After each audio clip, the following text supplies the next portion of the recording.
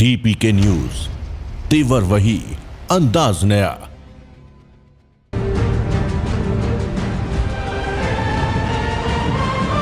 नमस्कार दोस्तों, DPK news channel की टीम आज पहुंची है कोलायत पंचायत समिति के गडियाला ग्राम पंचायत में, जहां पर दो प्रत्याशी मैदान में हैं।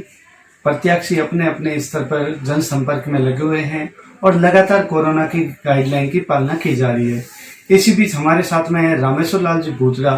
इनसे बात करते हैं और इनसे जानते हैं ये विकास कार्यों को लेकर गांव में क्या क्या कार्य करवाएंगे और उनके पास क्या क्या मुद्दे हैं। सबसे पहले डीपीके न्यूज चैनल में आपका स्वागत है। आप सभी को जो यहाँ हमारे गांव में या हमारी पंचायत हेडक्वार्टर पहुँचो, इसके लिए आप लोगों को धन्यवाद। सबसे पहले सर आपका परिचय। मेरा नाम है रामेश्वर लाल भूतरा।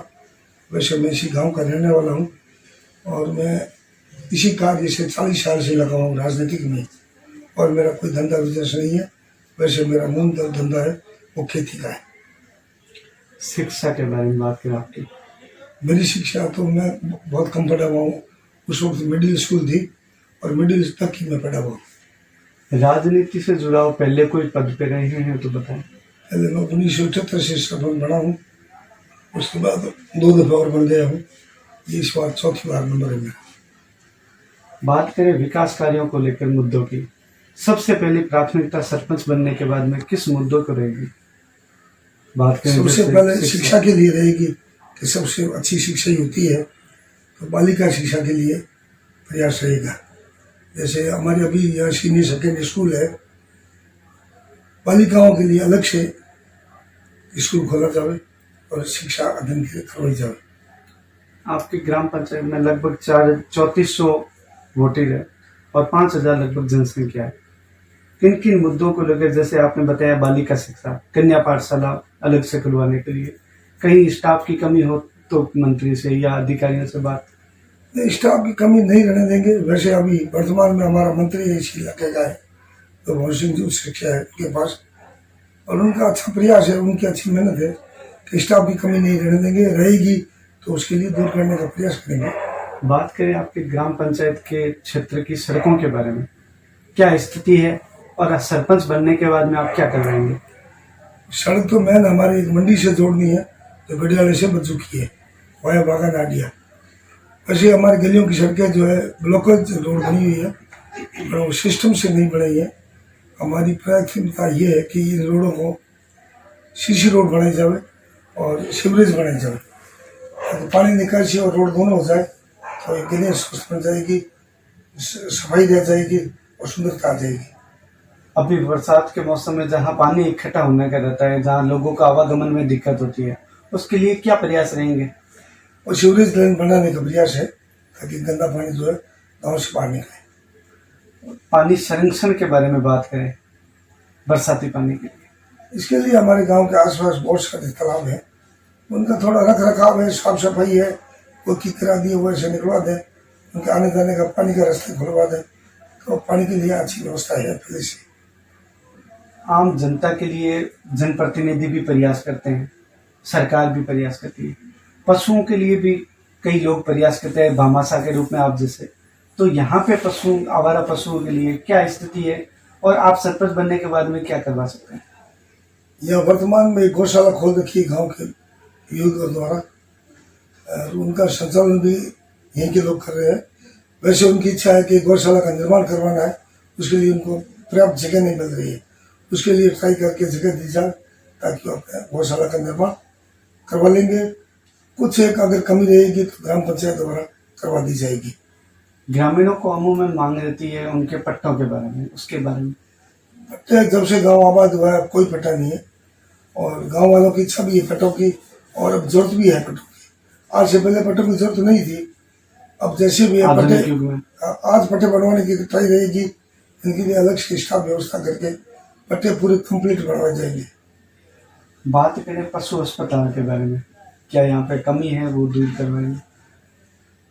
पशु सब सेंटर बना हुआ है, खुला हुआ है यहाँ, एक कंपाउंडर की पोस्ट है, बाकी पिछले साल ही खुला है। तो इस बार सारे हैं कि ये डिस्पेंसरी खुल जाए, एक डॉक्टर की व्यवस्था हो जाए और हॉस्पिटल के रूप में सुचारू चालू हो जाए।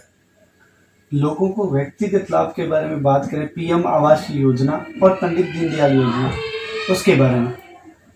पंडित दीनदयाल योजना से जुड़ा हुए गांव में काफी ढाणियों में लाइट हो चुकी है, कई एक ढाणी बच गई है ये लॉकडाउन लगने की वजह से। तो जो शेष ढाणी है वो आगे चल रहेगी, उनका काम पूर्ण तय करवा दिया जाएगा। पीएम आवास योजना के तहत पीएम आवास के काफी मकान बने हुए, वैसे गांव बड़ा है, शेष जो है किसी भी स्कीम में जैसे भी आएगा प्रशासनिक अधिकारियों से मिलकर उनका पूरा कंप्लीट करवाने की कोशिश करेंगे ताकि लोगों को मकान की व्यवस्था हो सके। बड़ा गांव है, बड़ा भी बाजार है, तो असामाजिक तत्वों को रोकने के लिए, जैसे बढ़ रही चोरी की वारदातों को, तो सीसीटीवी कैमरे लगवाने के लिए, सीसी कैमरे लगाने के लिए इच्छा है। ग्राम पंचायत द्वारा सभी गली चौराहे इत्यादि है उसमें स्ट्रीट लाइट और सीसी कैमरे लगवाने के लिए है। स्ट्रीट लाइट भी आप यहाँ पे प्रत्येक गली मोहल्ले में? हाँ, प्रत्येक गली मोहल्ले में। जी। बात करें बिजली के बारे में, जैसे यहाँ पे वोल्टेज की समस्या है। वर्तमान में यह कृषि कनेक्शन जो है 200 कनेक्शन है, 2 ट्रांसफार्मर लगे हुए हैं, फिर भी वोल्टेज की समस्या है। इस संबंध में अधिकारियों से बिजली विभाग के मंत्री महोदय से मिलने पर ये बताया है कि आने वाले टाइम के अंदर इन ट्रांसफार्मर को चेंज करके बड़ा ट्रांसफार्मर लगा देंगे ताकि आपकी कोई समस्या नहीं रहेगी। पानी के बारे में बात करें सर? पानी इंदिरा गांधी नहर से जुड़ी हुई स्कीम बनी हुई है।